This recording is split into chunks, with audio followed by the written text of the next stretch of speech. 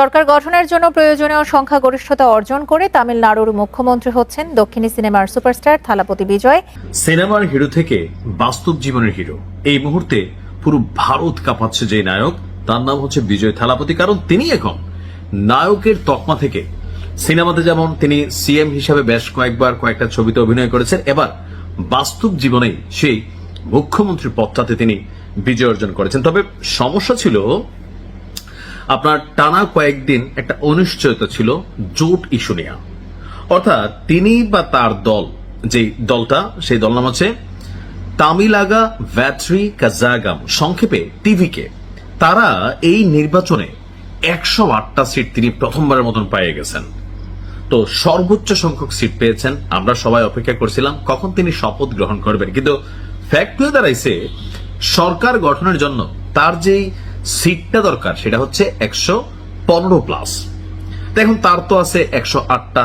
তাহলে কিভাবে? আলোচনা ছিল যে বিরোধী দল যারা আছে, ছোট ছোট দলগুলো, তারা জোট বাইধে আবার এই বিজয় থালাপতিকে হারানোর জন্য বা সরকার গঠন করতে না দেওয়ার জন্য তারা আবার একটা জোট বাঁধে কিনা। কিন্তু সবাইকে অবাক করে দিয়ে আজকে সুখবর হচ্ছে সবকিছু ঠিকঠাক থাকলে আগামীকালকে হয়তোবা শপথ দিতে পারেন বিজয় থালাপতি। তো কিভাবে 108 থেকে তার বর্তমান সমর্থন বা সিটের সংখ্যা 118 হয়ে গেল, আসুন দেখি।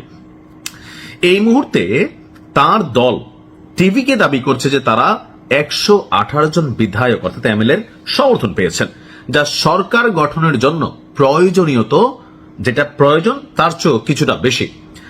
ভারতীয় গণমাধ্যম এনডিটিভি বলছে যে মানে আজকে অর্থাৎ শুক্রবার 8ই মে সন্ধ্যায় তামিলনাড়ুর গভর্নর আরভি আর্লেকারের সঙ্গে একটা বৈঠক করেছেন তিনি, এবং তিনি সেখানে সরকার গঠনের জন্য দাবি জানিয়েছেন। সবকিছু ঠিকঠাক থাকলে আগামীকাল তার শপথ হতে পারে, যদিও গভর্নর ভবন থেকে এখনো আনুষ্ঠানিকভাবে কোনো মন্তব্য করা হয়নি। তো কিভাবে 118টাতে তিনি আপনার মানে শপথ নেওয়ার সুযোগ হয়ে গেল, 108টায় না কেন? টোটাল এই বিধানসভা নির্বাচনে সিট সংখ্যা ছিল 234টা। তাহলে যে সরকার গঠন করতে হবে 234-এর 2 ভাগ দিলে কত আসে? 117। অর্থাৎ যে 118 পাবে সেই কিন্তু সরকার গঠন করতে পারবে।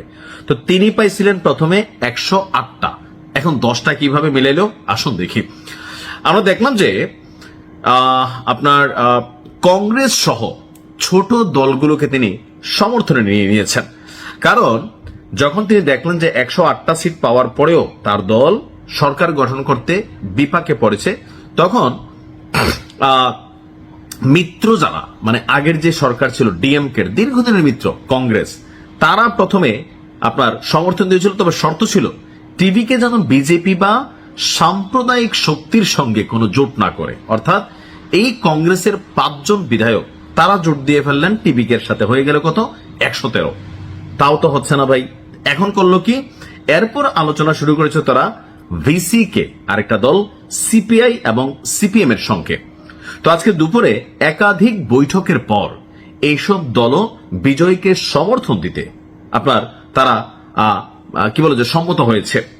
তো 3 দলের মোট 6 জন বিধায়ক সমর্থন মেলায় প্রয়োজনীয় সংখ্যা পূরণ করে দিয়েছে, অর্থাৎ 118-19 হয়ে গেছে। এছাড়া ইন্ডিয়ান ইউনিয়ন মুসলিম লীগের একজন এবং টিটিভি দিনাকরণের এমকের একমাত্র বিধায়কও বিজয়ের পক্ষে আসার সম্ভাবনা চাইছে।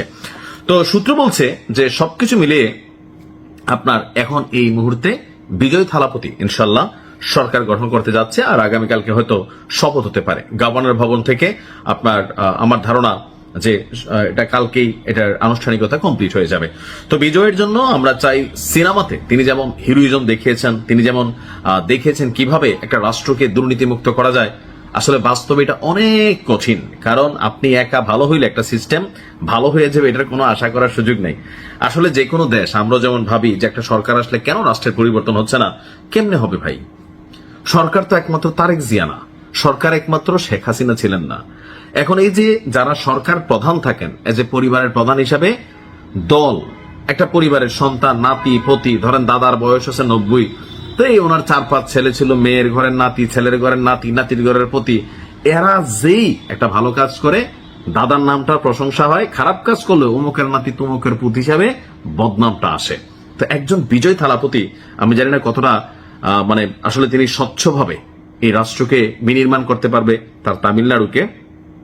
কারণ এখানে সুবিধাভোগী একটা বড় অংশ আছে না, আছে তো। প্রত্যেক সরকারের মধ্যেই, আমাদের বাংলাদেশেও জনাব তারেক রহমানের যে ভিশনারি প্ল্যান, পজিটিভ অনেক কিছু পজিটিভ আছে, কিন্তু বাস্তবায়নের জন্য একদম রোড পর্যায়ে, গ্রাম পর্যায়ে, বিভিন্ন জায়গায় ছড়িয়ে ছিটিয়ে থাকা বিএনপির অসংখ্য নেতাকর্মী বা জামাতের অসংখ্য নেতাকর্মী বা আওয়ামী লীগের সময় সাবেক আওয়ামী লীগের নেতাকর্মীরা ভালো কাজ করলে শেখ হাসিনা প্রশংসিত হয়েছে, খারাপ কাজে কি হয়েছে, সরকার পতন হয়েছে।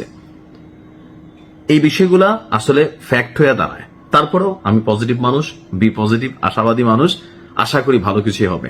ভালো থাকুন, আসসালামু আলাইকুম।